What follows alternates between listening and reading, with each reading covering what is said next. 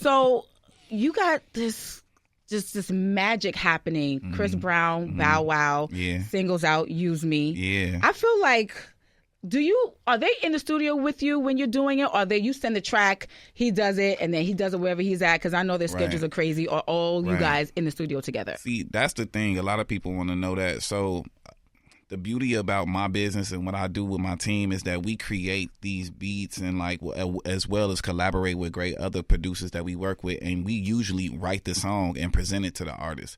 So Use Me, for example, it was an idea that I had. I'm not gonna lie, we probably made the beat maybe 7 years ago, and I was just like, yo, I want to reflip this Down For You record. We reflipped it. Shout out to my dog Go Grizz. Shout out to Paul Cabin.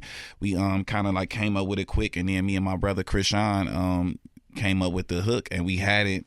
Then I ended up giving it to Bow, and Bow was like, this the record, but we got to plan it right. The timing got to be right. So I think me and Bow had the record done for probably like a year now, and then CB might have got on it like 6 months ago, and then we just held it because it's like, yo, Millennium Tour, all this other stuff. The timing just had to be crazy, and man, God is good because the reception is amazing. Yeah, so Breezy announced Breezy Bowl. Yeah. The Millennium Tour. Yeah. Where you at? Which one?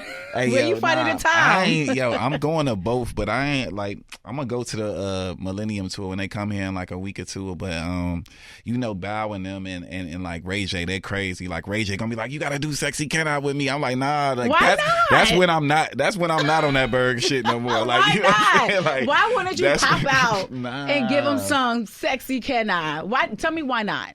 If that's a part of who you are, I did have that moment. It was a huge song. Right. Yo, the song about to be 10 times platinum. It's actually like super big song, but I still remember Sexy. It's one of those, but that's a legendary moment where you're like, that's the type of song that you want. Yeah. You know what I'm saying? Like people make most of their careers, they can't find that song. Yeah, but I don't know. Like I'm out that game, the actual artist performing or whatever. Like I did it with him for verses, and I was like, man, this feels a little weird. Like, but if it still was fun. I don't know. You never know. If they give me a bunch of shots backstage, I might pop out. Okay.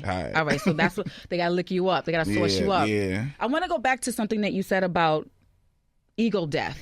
How did you manage to do that between like being an artist and then the producer and playing behind the scenes? How did you, I guess, kill your ego? Man, it was really hard because all my records, as we saying, was super successful, but I had things going behind the scenes that kind of like made the industry change on me to what I felt. And then I was really kind of like playing, not necessarily victim, but like, because as an older man now, I'm accountable for what really happened and what put me in those positions. But at that time, I didn't understand. Like, it was like, yo, this person's around me. This person should be doing this person should be doing that. So at that point, my music was still good. I still overly believed in my music and what I was doing. So I just had to like step back and just look at my career and just look at where I'm going. It's like, yo, I'm too famous to go back and work a 9 to 5.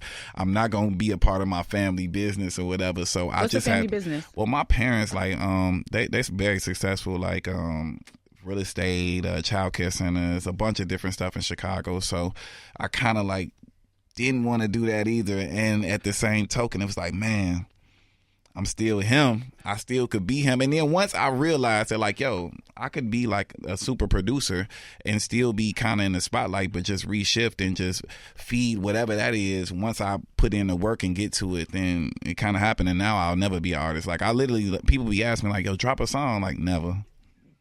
Never. You've been there, done that. Yeah. It's not in you anymore. All my songs is hits, so I went out on a good note. I ain't trying to come back and not drop another hit again. That's a crazy feeling though, like that realization.